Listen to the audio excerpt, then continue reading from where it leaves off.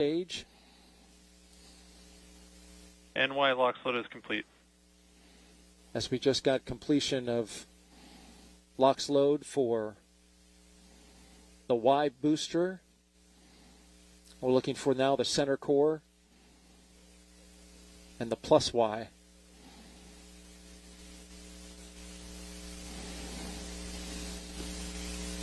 NLM, it's the LD on the count.net with a final status check.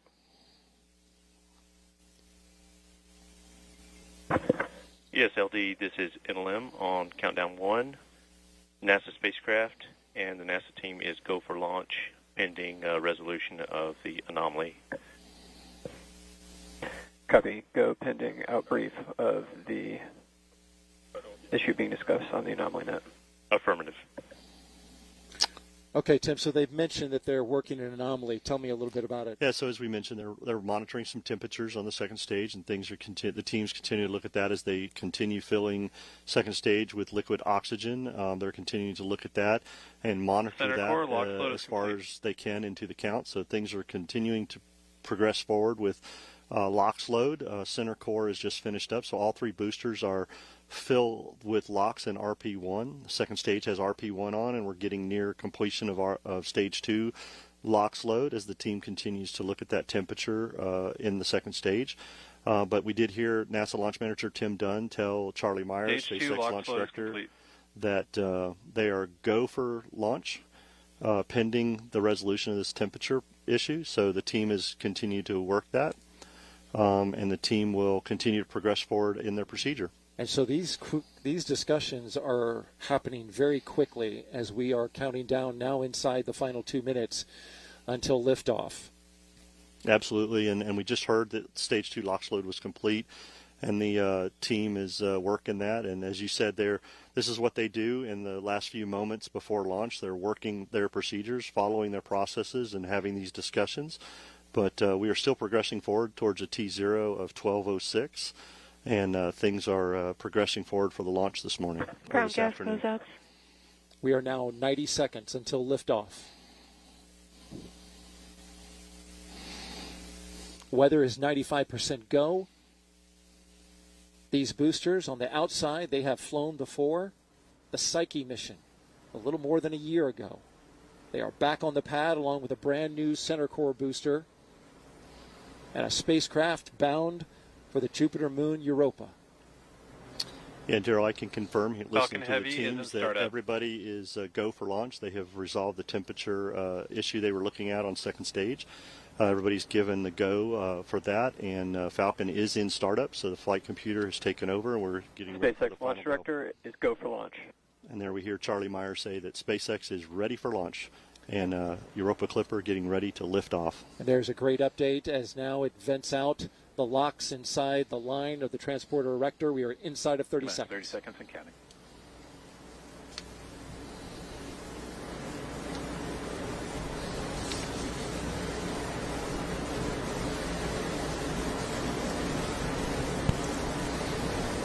Minutes, 15 seconds and counting.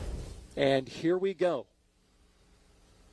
10, 9, 8, 7, 6, 5, 4, 3, 2, 1. Ignition. And liftoff. Liftoff of Falcon Heavy with Europa Clipper, unveiling the mysteries of an enormous ocean lurking beneath the icy crust of Jupiter's moon, Europa. Engine chamber pressures are nominal. See that the chamber pressures are nominal as we hear. All 27 Merlin engines look great. Rocket beginning to roll. Putting down 5.1 billion pounds of thrust.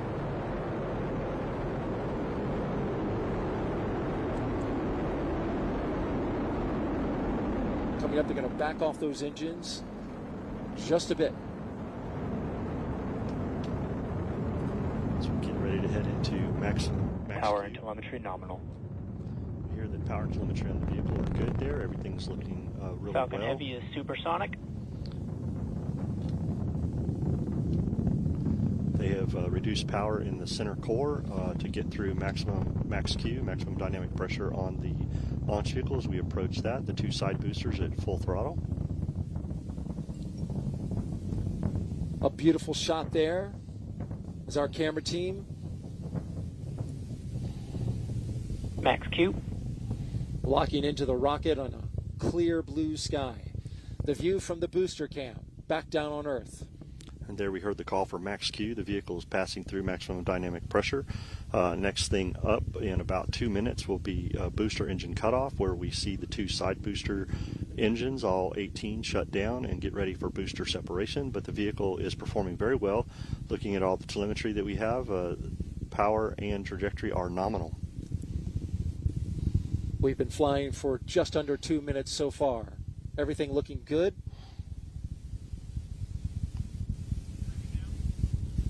B-side boosters, once they do their job, they will be expended.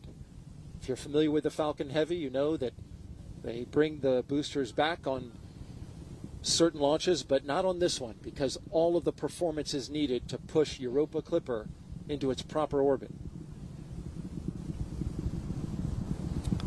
Things continue to look good as the vehicle heads down its ascent phase here.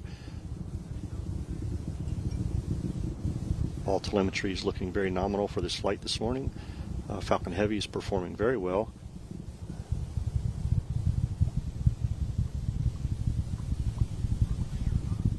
Now we're just about 30 seconds away from separating those side boosters. Their engines will cut off first, then they will separate. MVAC is chilling. Starting to chill down that MVAC-D engine in the second stage.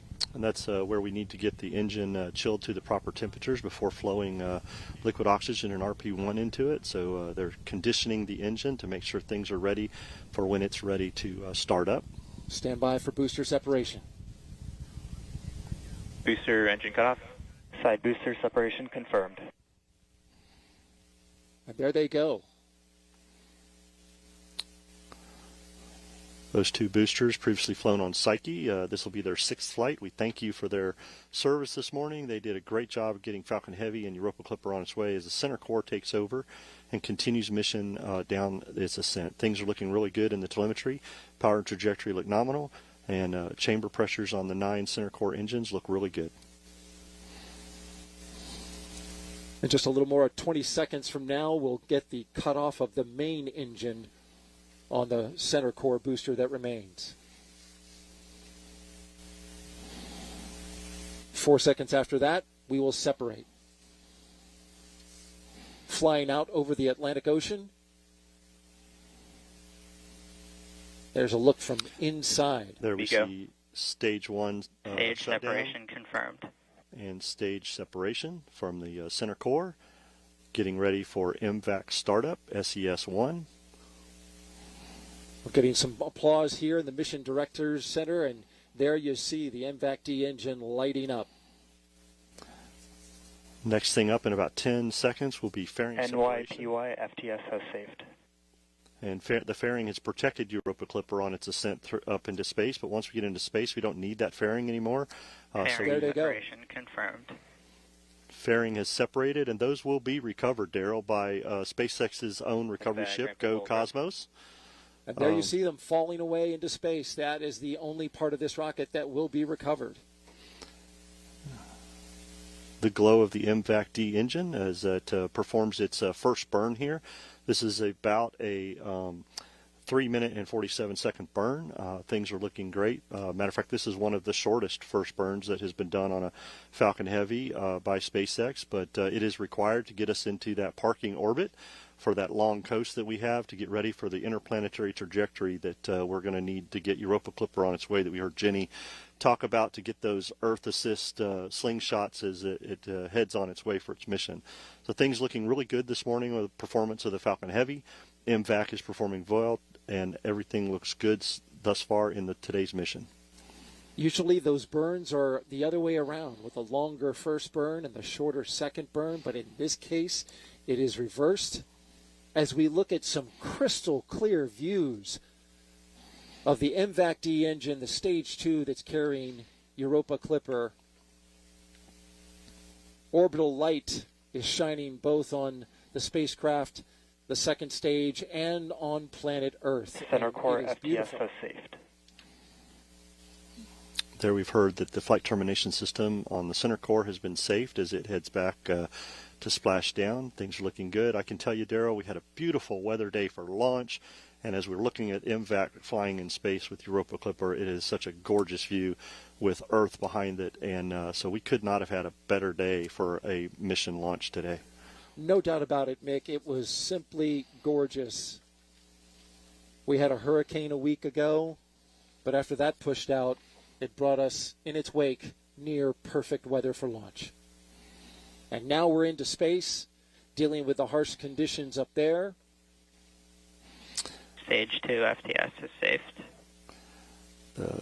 Stage 2 has made its way into space, far enough away for us to be able to safe the flight termination system from a safety perspective. We're about a minute away from second stage engine cutoff, as we'll see the MVAC-D shut down and get ready for a long coast, getting Europa Clipper into that parking orbit and on its way for the next firing that we will have, the second stage, number 2, to get it into that interplanetary transfer orbit that we need to get Europa Clipper started. So things looking very well this morning. We're about 30 seconds from that stage engine cutoff, which we refer to as SECO 1. That's right. We'll get into that. Guidance.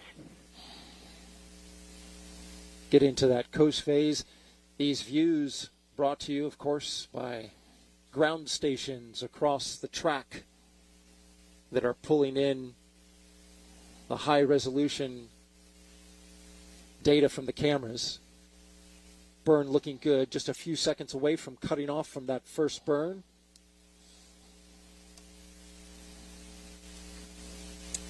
And there it goes.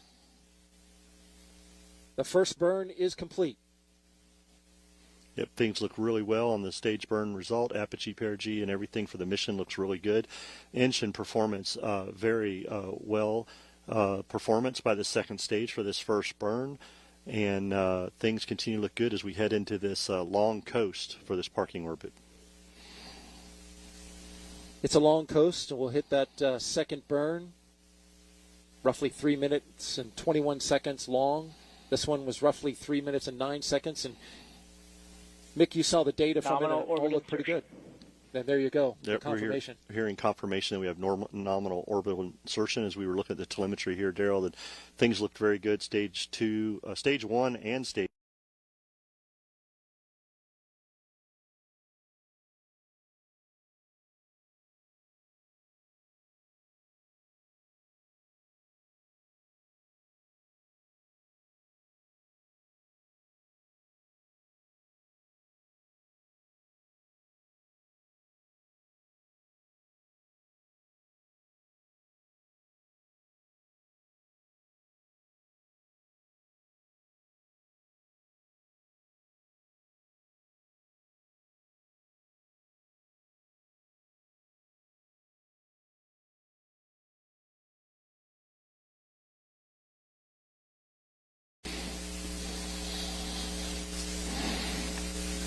That's